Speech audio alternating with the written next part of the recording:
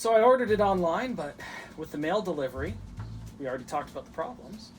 Unfortunately, now I have to be home at a specific time for them to deliver it. And, with all of us shut up at home in quarantine, that's impossible, right? Yeah, that's awkward. Hey there, Yeah.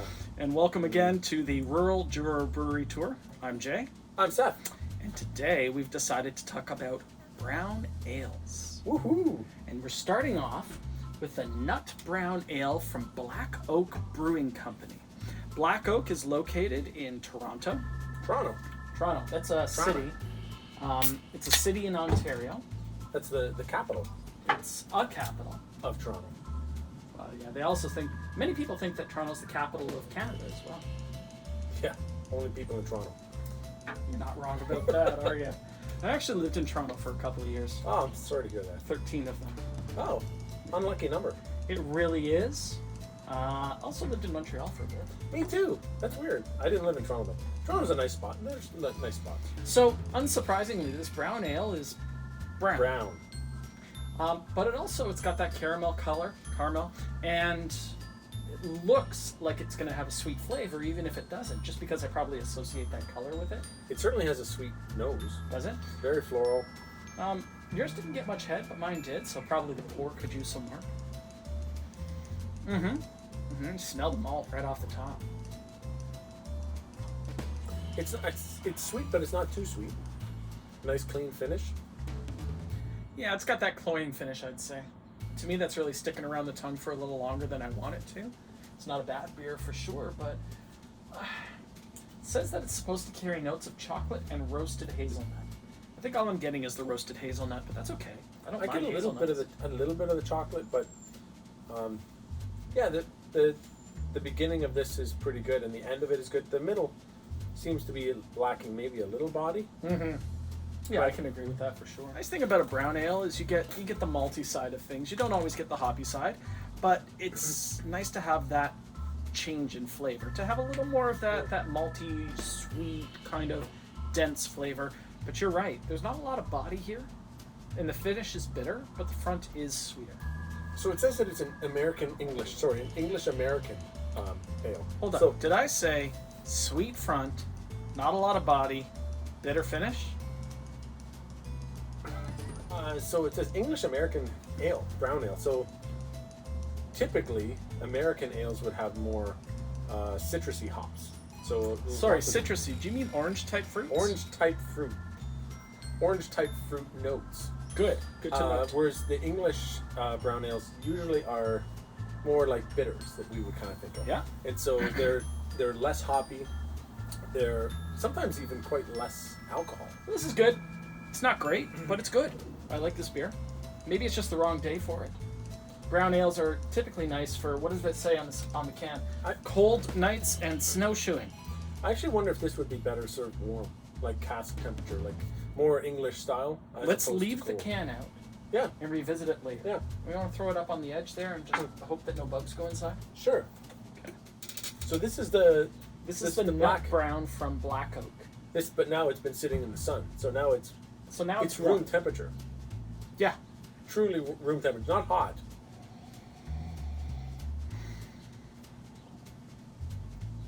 See, I think I was right. This is much better room temperature. Certainly, it kind of levels all the flavors and just gives you a well-rounded presentation at that temperature. Yeah, and all of a sudden that middle part that was lacking is now right there. Yeah. It's nice and full. That's a great beer. Warm. I'm really enjoying it. Room temperature, not warm. Room temperature, cask. That's it. Yeah. Nice. So the next up is Snooze You Lose, honey brown ale from All or Nothing Brew House. Actually, I've been to All or Nothing, and in Ontario we have these places called The Beer Store. Yes. And it's the place where you can buy The beer. the beer. In the store. It's a good name. It's better than Montreal. Da beer in da store. Or Le Dépanneur. The Dépanneur. So you, when you pull up, it looks like a converted beer store because it used to be the beer store. Oh, really? And you go inside, and they've got the front counter there where they would have had the sales counter before, where the return cans would go back because we have deposit in Ontario, and then the the storage room where they would have kept all the cold beer has been converted into a room where you can sit down and enjoy the brews. Oh, now, really? of course, you can't do that right now because of the government shutdown, but then they added up some picnic tables outside. So they've got a little beer garden there that you can drink in. It's quite nice. Interesting. It says that it's brewed with Ontario wildflower honey and caramel malt, sorry, there's no comma there. Sweet, pleasant aromas of chocolate are balanced with hints of espresso.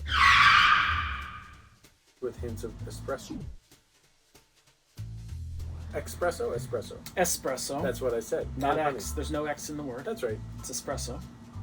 And there is no chocolate in the ingredients. It's water, malt, malted barley, hops, honey, and yeast. That's the beautiful part of beer, right? You take So 4 or 5 ingredients, put them together, and you get flavors that you don't expect. Scotch is the same way. Do you like Scotch? No. Oh, Scotch tape, Scotch eggs. I like Scotch tape. Scotch eggs are great. I've never had those. Oh, they're good. So yeah, lots of sweet on the nose. You're getting the malt coming across. A lot, yeah. Yeah. I'll stop threatening it now. Okay.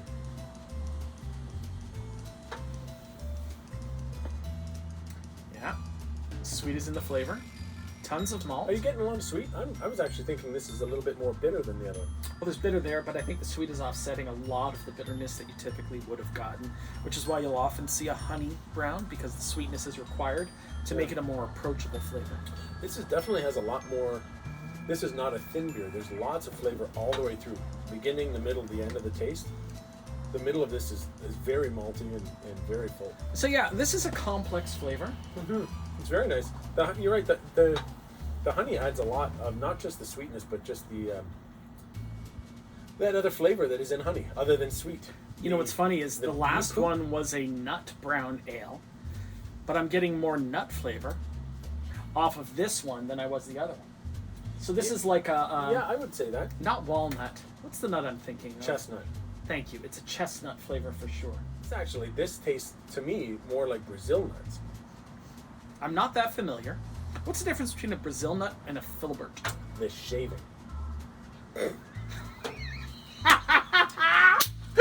That's top shelf humor.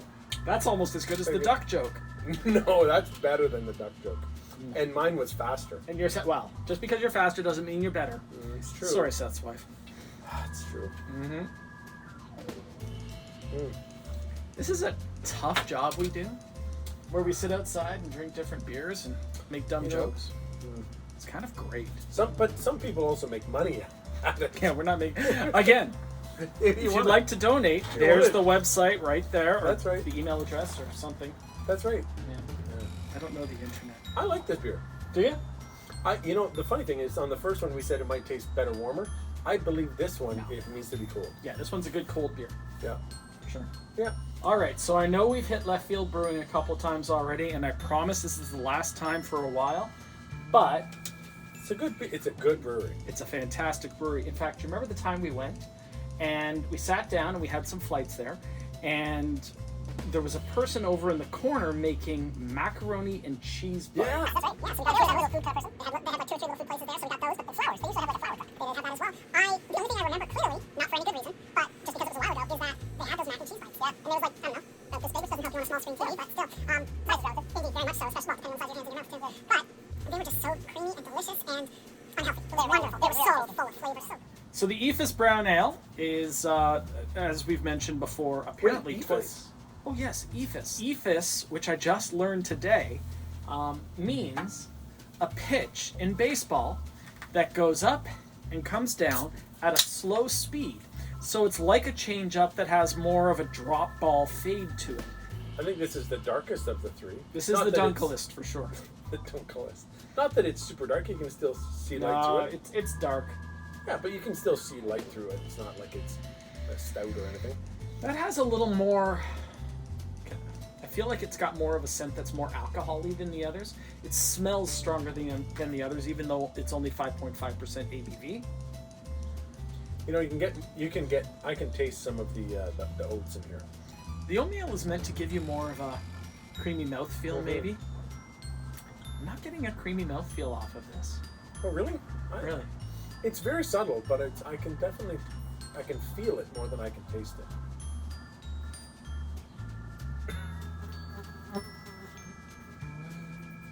Feels like oatmeal? In my mouth. Oh, sorry. Yeah, This doesn't have a powerful flavor. This is the easiest one to drink so far. I find that this one has a lot more flavor on the end. Like the aftertaste has a lot more bitter, a lot more malty. No, I'm getting nice dark, very dark and very bitter finish. It's very dark for sure. Like I'm getting a lot. I'm actually kind of surprised that there isn't actually cocoa or chocolate in this because there's so much of that. There's definitely that not cocoa or dark. chocolate. No, there isn't. But to me, that's the flavor that I'm left with. Why are we talking about chocolate? Because this smells like chocolate. Oh man, I get it. I love that you and I can have such different perceptions of the exact same drink. Mm-hmm. That's kind of great. It's kind of neat. Yeah. You're wrong. I'm right. Agreed. You're wrong, I'm right is exactly the theme of this. I don't mind this. I'm glad it's in a small can. Whoa, I don't mind this. No, That's the highest praise you're getting. This is not my favorite brown. I gotta say, I thought going into this would be the best of the three. But All or Nothing, I think had a lot more flavor to it, and this is just something you want to crush. Maybe we revisit the browns in the fall. Yeah, or just a nice cool day, or maybe Like we do it in air conditioning. Cleveland revisits the browns every fall. Ooh. That's right. I know sports. I can sports ball. In fact, that was actually going to be the name of the show. Instead of the Rural Juror Brewery Tour, it Well was going said. to be... Thank you. It was going to be, I'm right, you're wrong. Or, it's not me, it's you. Good God. Flashbacks. How many times have I heard that? I don't know. All of the times. All of the time. See the squirrel? Mm-hmm. Yeah, we have plenty of squirrels around here. Yeah, tasty. And did you know that we also have a large number of chipmunks this year? Like They're large? a disproportionate number. The number is large. The chipmunks are still small. Chipmunk only this big. Ah. If you're on a widescreen TV, that might be horrifying, but in reality, I'm just holding my fingers that far apart. It's not too intimidating. Well, maybe for you. It's for me.